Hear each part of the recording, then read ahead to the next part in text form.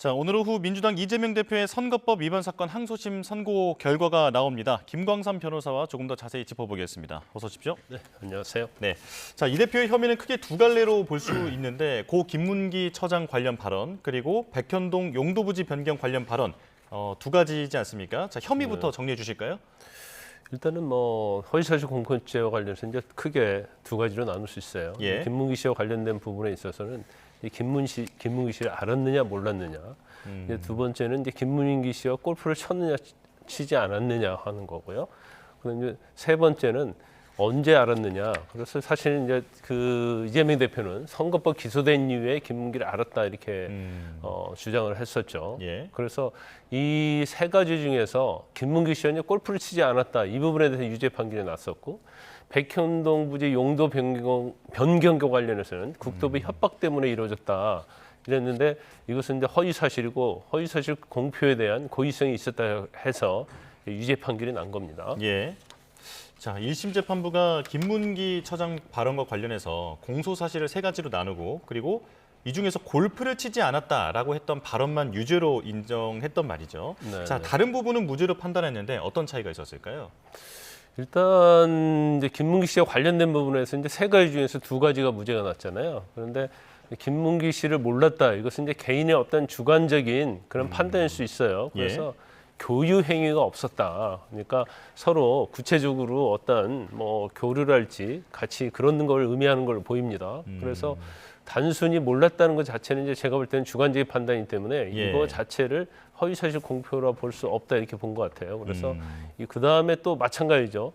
경기도지사가 되고 그 다음에 기소된 이후에야 김문기 씨의 어떤 존재를 알았다. 이 내용도 거의 그 무죄 앞에서 말씀드린 무죄 취재 연장선상에 있다 이렇게 볼 수 있고 그다음에 유죄 판결 난 골프와 관련해서는 사실은 그 골프 관련된 사진이 제시가 됐었는데 그게 같이 사진이 아니고 전체에서 찍은 사진이었거든요.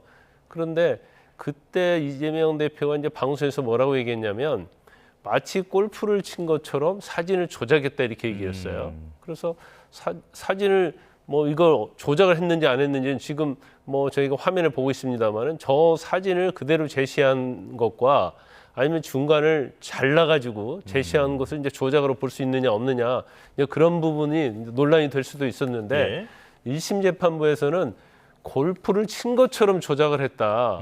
그래서 그걸 해석을 해보면 골프를 안 쳤다는 말로 이건 유권자 입장에서 들릴 수 있기 때문에 이 부분에 대해서 이제 유죄 판결을 한 거고 백현동 부지에서는 협박을 받았다는 증거가 없었다 해서 그 부분도 유죄로 인정을 한 거죠. 지금 백현동 발언도 말씀을 해주셨는데 지금 백현동 관련해서 국토부에 협박이 있었다라고 했다라는 그 발언이 지금 문제가 된 거지 않습니까?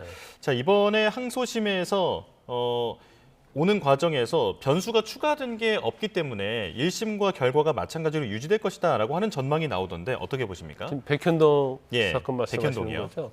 근데 백현동과 관련해서는 일단 국토부에 협박을 받았다 이렇게 명확하게 얘기를 했기 때문에 이제 경기도에 대한 감사에서 발언을 한 겁니다.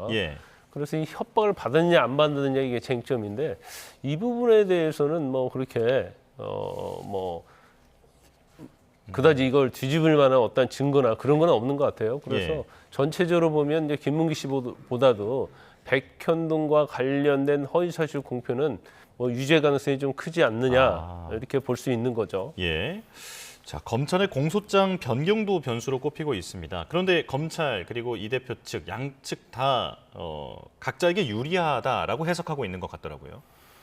그런데 양측에서 서로 유리하게 해석할 여지는 있습니다. 왜냐하면 일단 김문기 씨와 관련된 부분에 있어서 이게 너무나 이렇게 방송 네 곳에서 얘기했거든요. 그런데 재판부에서 어느 방송에서 어떤 얘기를 한 것이 허위 사실이냐 이제 그걸 특정을 해달라고 그랬어요. 그래서 검찰에서 이제 이 부분을 특정을 해서 공소장 변경을 했죠. 그러면 이걸 이재명 대표 입장에서 보면 뭔가 특정이 안 돼 있기 때문에 무죄 판결하기 위해서 공소장 변경을 요구하는 게 아니냐 이렇게 볼 수가 있고 아니면 이제 검찰 측 입장에서는 그게 아니고 검찰 특정이 안 돼 있는 걸 특정을 하면 유죄 판결을 내리겠다는 취지 아니겠느냐 이제 그렇게 검찰은 생각을 하고 주장하고 있는 것 같아요. 그래서 선고 결과는 공소장 변경 요구 자체가 유죄를 위한 것이었는지 무죄를 위한 것이었는지 이제 그 부분은 오늘 선고 결과를 봐야겠죠. 예. 자, 이 선고 결과에서 가장 중요하게 여겨지는 게 유무죄도 있지만 지금 벌금 100만 원 이상이냐 미만이냐 이 부분 아니겠습니까? 그렇죠. 설명을 해주실까요? 일단은 이제 1심에서 뭐 일부 무죄가 나왔지만 큰 걸로 보면 예. 이제 두 가지 다 유죄가 나왔다 이렇게 볼 수 있어요. 그렇기 때문에 이제 이 사건의 어떤 중대성, 예. 그러니까 이제 대통령 선거잖아요. 그리고 저 김문기 씨와 관련된 부분은 대장동, 그리고 백현동과 관련된 부분은 이제 백현동. 이게 두 가지에 대해서 이재명 대표 이제 의혹을 받고 있는 거고 현재 재판을 받고 있기 때문에 예. 저거 자체가 이제 유권자에게 미치는 영향, 투표에 미치는 영향이 어느 정도냐 이제 이 부분을 아마 재판부에서 중점적으로 볼 겁니다. 예. 그래서 뭐 전체적으로 무죄가 나온다고 하면 그건 뭐 당연히 따져볼 필요 없는 거고요. 1심과 똑같이 유죄가 나온다고 하면 1심의 징역형 집행유예가 유지될 가능성이 크다. 그리고 또 만약에 하나 일부에서 또 추가로 무죄가 나온다고 한다면 형량은 좀 달라질 수 있는 거죠. 네.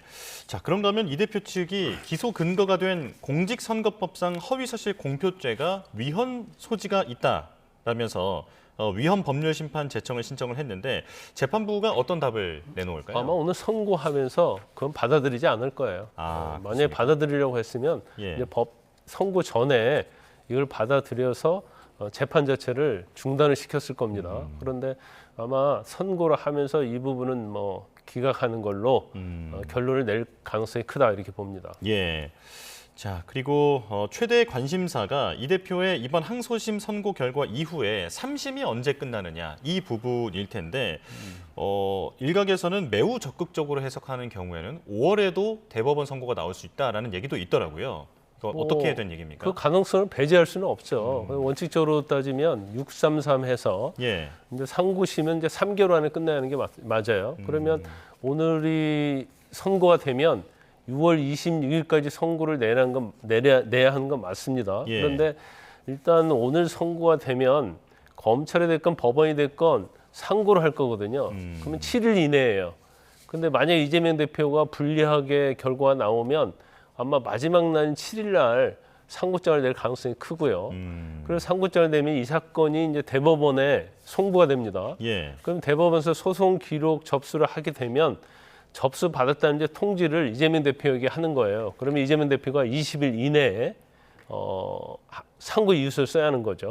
검찰도 마찬가지고. 근데 아마 이재명 대표는 이 사건 자체가 굉장히 늦게 선고되기를 바라기 때문에 예. 20일을 꽉 채워서 상고 이유서를 낼 가능성이 크다. 그러면 결과적으로 따지면 6월 26일 이전에 나오기는 굉장히 어려울 것이다. 하지만 예. 만에 하나라도 조기 대선이 실시하게 되면 네. 대법원 입장에서는 어떻게 판단할지 모르겠어요. 왜냐하면 이걸 빨리 선고를 해줘야지 어떻게 보면 불확실성을 제거할 수 있기 때문에 더군다나 6월 26일 이전에 선고해야 하는 거거든요. 예. 6월 26일 날 선고해야 하는 게 아니에요. 그렇기 때문에 5월에 선고할 가능성은 뭐 전혀 배제할 수는 없지만 쉽지는 않다 이렇게 봅니다. 예, 이 말씀해주신 633 이 원칙의 이 강행 규정으로 알려져 있는데 네. 이걸 지키지 않는 경우에 어떤 뭐 제재라든지 이런 부분은 아니 없는 그런 겁니까? 건 없어요. 원칙적으로 강행 규정인데 예. 법원이 이 부분을 이제까지 거의 뭐 관례적으로 다 어겨왔죠. 그런데 일단 대법원장이 취임하면서 조희대 대법원장이 기한을 준수해라. 특히 선거법과 관련된 부분은 예. 그렇기 때문에 지금 법원의 경향 자체는 이 기한을 준수하려고 굉장히 노력하는 중이다. 그러면 뭐 그런다 하더라도 6월 26일 날 이전에 선고를 하는데 그때쯤 선고를 한다고 하면 예. 사실은 뭐 조기 대선과는 좀 멀어질 수 있는 거고요. 그렇지만 사실은 이게 1심, 2심에서 다 다퉈졌기 때문에 네. 대법원에서 사실은 판단하는 데는 대법원의 의지에 관한 문제지 시간이 걸리는 사건은 아니거든요. 예. 특히 대법원은 이제 서면 심리를 하기 때문에 그렇기 때문에 이제 대법원이 어떻게 판단을 해서 과연 일찍 선고를 하느냐 아니면 좀 늦게 하느냐 네. 그 차이가 있는 겁니다. 예. 자, 지금 현재 가장 대선 잠룡들 중에서는 가장 이제 지지율이 높은 사람이 이재명 대표이다 보니까 지금 이 2심 재판에 큰 관심이 쏠리고 있는 건데 재판부에도 관심이 쏠리더라고요. 그간의 굵직한 사건들에 대한 선고를 쭉 내려왔는데 어떤 일이 있었는지 간략하게 설명해 주실까요? 서울고법 형사 6-2부입니다. 그리고 뭐 가장 대표적인 사건이 이제 손준성 이게 고발 사주 예. 사건이잖아요. 그런데 1심에서 유죄가 나왔는데 항소심에서 이제 무죄를 선고한 사례가 있고요. 그다음에 조국 아들 인턴에 대해서 인턴을 하지 않았는데 사실 인턴으로서 일을 했다. 예. 그래서 기소가 된 최강욱 전 의원에 대해서 벌금 80만 원이 1심에 선고됐는데 이제 그대로 선고를 한 사례가 있습니다.